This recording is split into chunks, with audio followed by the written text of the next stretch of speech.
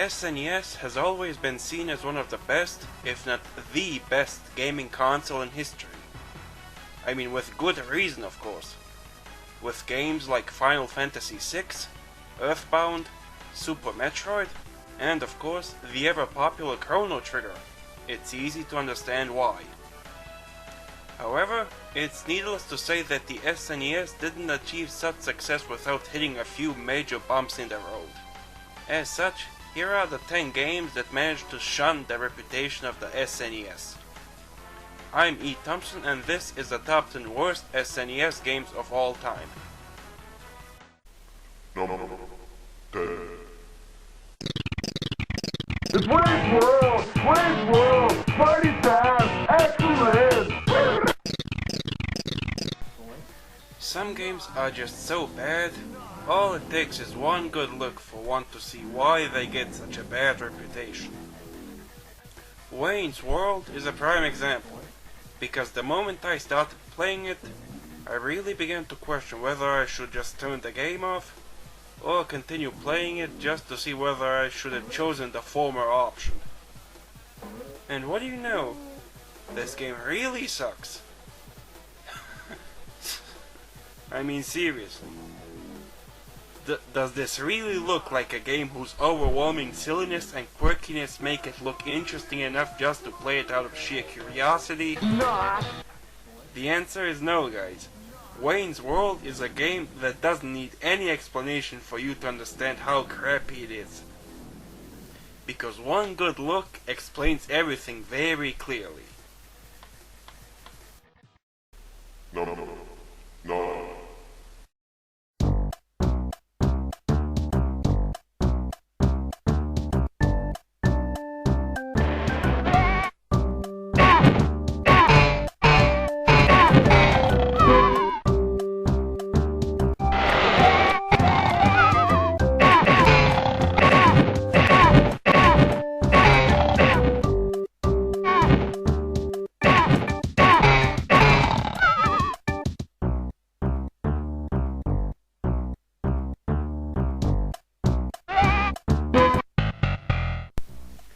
By now, I'm pretty sure you're all thinking the same thing.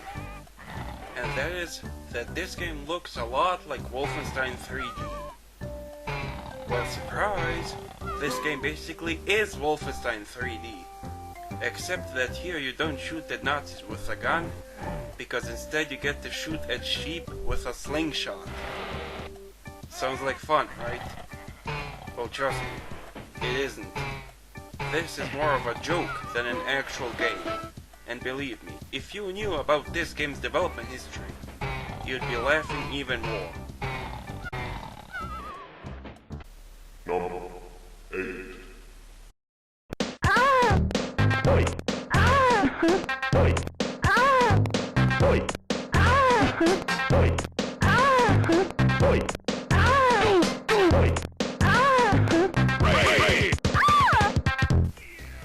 Some games out there are just so weird, you don't even need to start playing them to get freaked out. I mean, let's be serious. Just how eager are you to play a game called Balls 3D?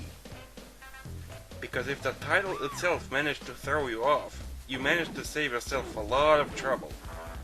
If not, then I sincerely hope you enjoyed the few minutes of your life you wasted on this septic tank of a game.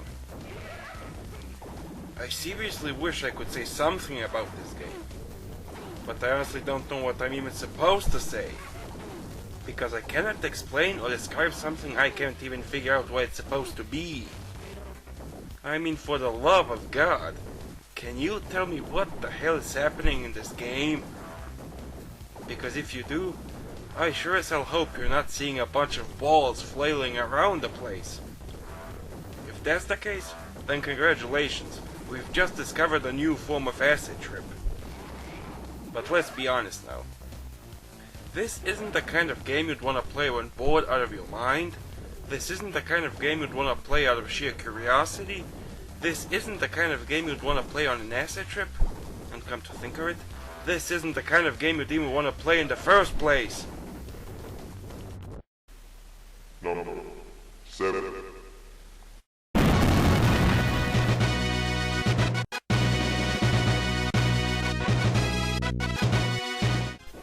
superheroes like Ultraman are the kind you really don't know what to say. I mean, you'll either end up being freaked out, or you'll just wonder whether you should laugh or just keep walking. Now naturally someone had to make an Ultraman game just for the ever-loving fun of it.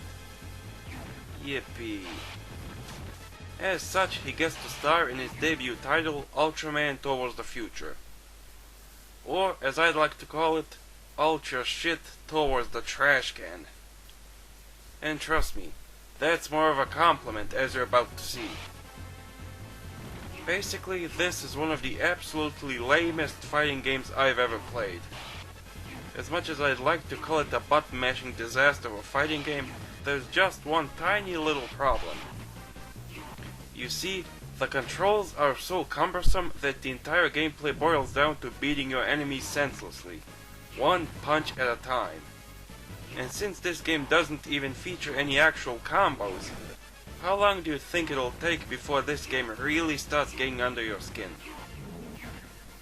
Indeed, the combat is so slow and tedious that the game ends up being as fun as pulling teeth.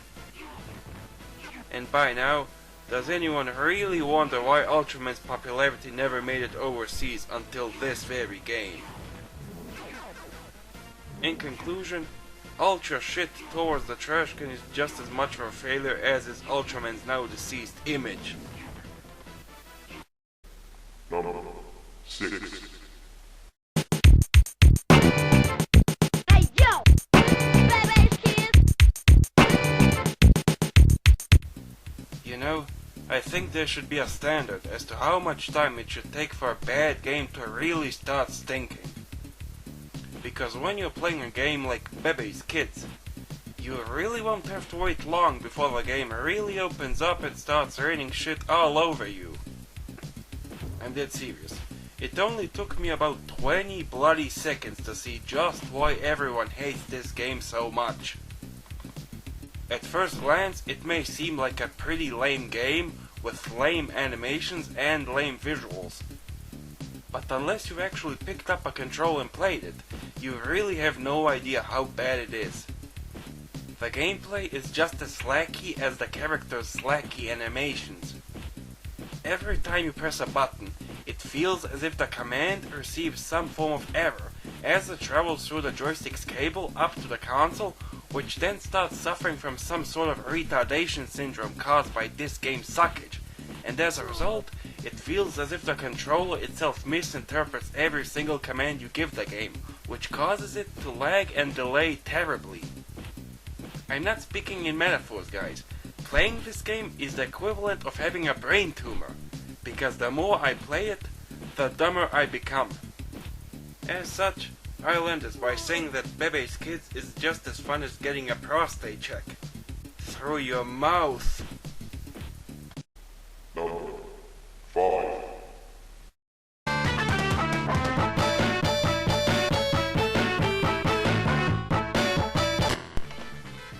The whole purpose of an educational game is to teach players something, even if the entire game gets to suffer specifically for that purpose. As such, most educational games tend to suck in general. But the video game Captain Novolin is in a league of its own, because this game redefines what it means to be a bad educational game, which is having absolutely awful gameplay mixed together with absolutely worthless presentation. I mean, please, just take a good long look at this game.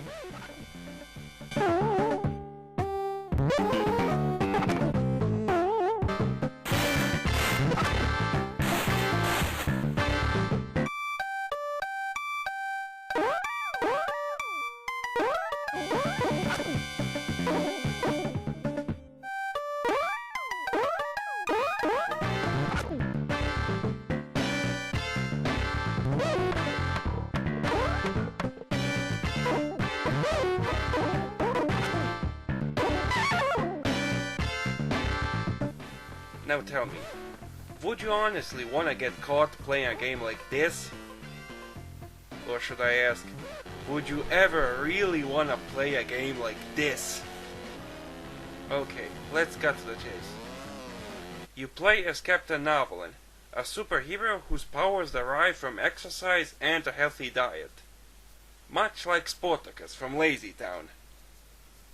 And of course, Novolin's kryptonite tends to be anything that contains massive amounts of sugar. For that purpose, enemies in this game are portrayed as sugary food, such as donuts, power bars, and all kinds of junk food. And getting into contact causes good old Captain to fall on his knees and cringe like he's about to give birth. All you can do is walk and jump. That's it. There's no attack command, and as such, all our good Captain can do is take the pain like the big pussy he really is. Not only that, the enemies move in such unpredictable patterns that it becomes almost impossible to even jump over them. In addition, during every stage you need to collect very specific types of food, otherwise your blood sugar will become critically high and you'll die whenever you reach a checkpoint. To add insult to injury, this game has no continues. Die 3 times and it's all over. So, the central premise of this game is that sugar is bad for you, huh? Well, I've got a better one for you. This game is bad for you! Number 4.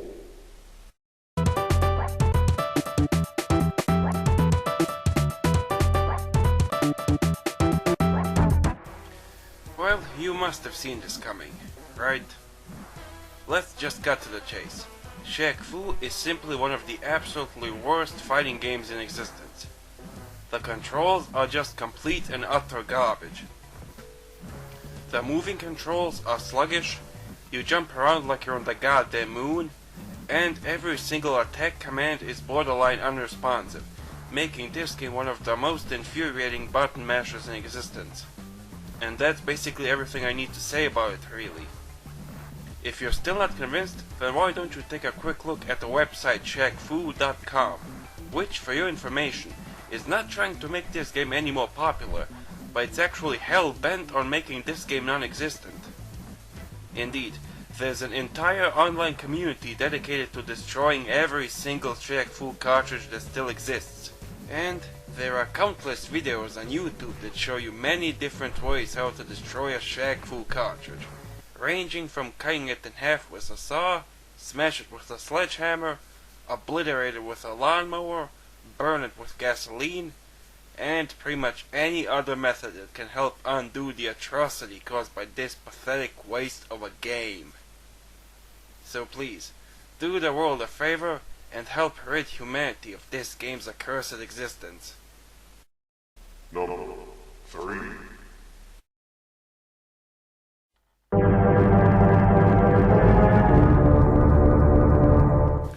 Every once in a while, I come across games that easily make me wonder why am I even playing games in the first place. At other times, I play games that make me question the meaning of life itself. And then I play games like Draken, which seriously make me wonder if I'm really doing something wrong with my life. Draken is a game whose bizarreness is an equivalent to its aridity. I mean, just see for yourself.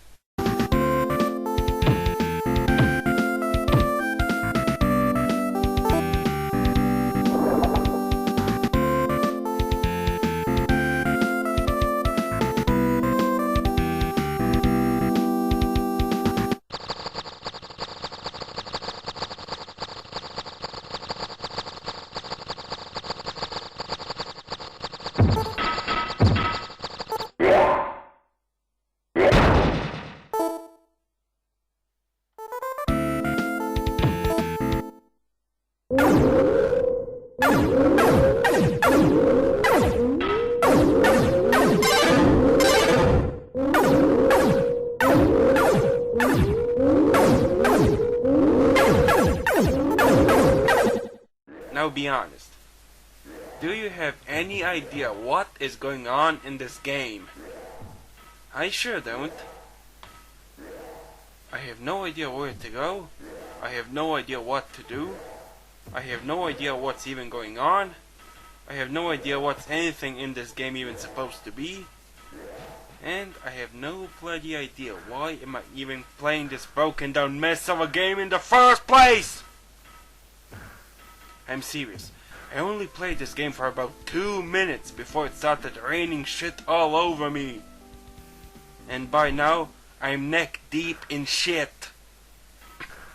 This game doesn't require any narration to explain how atrocious it is, nor does it require any form of criticism. What this game needs is an exorcism, because I have never played a game that's as satanically horrendous as this one. Number 2.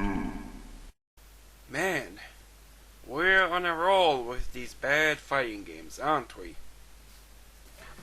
When it comes to using digitized actors in video games, most people will say Mortal Kombat did it first, back in 1992. Surprisingly, however, the game that actually did this first was a fighting game called Pit Fighter, released in 1990. The only problem was that the original arcade version was just one big clusterfuck, where you simply had no idea what the bloody hell was even going on. However, would you honestly believe that the SNES port of Pit Fighter is quite possibly the absolutely worst fighting game in history? Even worse than Shaq Fu? I mean, let's just make a quick comparison here. This is the arcade version. And this is the SNES version. Arcade, SNES. Arcade, SNES. Get the picture yet? If that's still not enough, then let me put this as plain as possible. While in Shaq Fu the controls were sluggish, cumbersome, and borderline unresponsive, in Pit Fighter the controls are 110% completely dysfunctional, because the only way for me to even do something is to just randomly mash buttons until something happens. And to top it all off, I can't even get past the first goddamn round. Indeed, Pit Fighter is the most dysfunctional button-mashing clusterfuck of a fighting game I've ever played, and it is undoubtedly one of the absolutely worst SNES games in existence. Number 1. As of this point you might be wondering, what could be possibly worse than Pit Fighter or Draken? Truth be told, I myself would find something like that hard to imagine. But if you ask me, the single worst SNES game of all time has to be Terminator 2 Judgment Day. This game is just so awful that I honestly don't know how am I even supposed to do it justice. And since I can't talk all day about it, I'll just sum up this game's atrociousness as quick and plain as I can. The control is simply abysmal. There are just so many problems with this. First off, the hit detection is completely horrendous. You see, if you try to hit someone standing too close to you, your punch will go right through them. Next is that when you're using a firearm, your bullets travel too slow, and as such they can easily fly past someone you try to gun down. Finally, the horribly stiff controls make attacking and turning around so tedious that you'll often find yourself gang raped before you can even say you're terminated. The overall gameplay can best be summed up as the epitome of monotony and repetition. The entire game plays in two ways. One is that you're in a typical 2D stage where you just walk around, shoot people, and collect certain items. For the record, you'll be doing this every single time, and already by now that would have been monotonous enough. But the game actually adds even more repetition by making you collect so-called future objects scattered all around the area, whose purpose is as meaningless as the task of collecting them. And even if you've completed your main objective, the game won't let you leave until you've collected all future objects. Once you've actually completed that, the game switches to a driving section, where the already broken controls literally get pounded into oblivion. The problem here is that not only are the controls absolutely horrendous, they're completely counterintuitive as well. You see, when you're accelerating, you can only drive forwards and backwards, and as such, you cannot make any sharp turns. So when you come at a crossroad, in order to make a turn, you need to be as close to the edge of the crossing as possible in order to make a turn left or right. To add on to the problem, the turn command often switches between random to completely unresponsive, and as a result, there's no sure way of knowing whether it'll actually work or not. All these problems make this the absolutely worst driving stage you'll ever get to play in your life. To add insult to injury, this game has no continues and absolutely no extra lives whatsoever. So if you fuck up just once, it's all over. But given you'll need to put up with all this crap in the meantime, you really should consider whether you should be even playing this train wreck of a game at all. Because in my opinion, no one should be playing a disastrous train wreck of a game like this. Case closed. Terminator 2 is the absolutely worst SNES game I've ever played. So long, guys.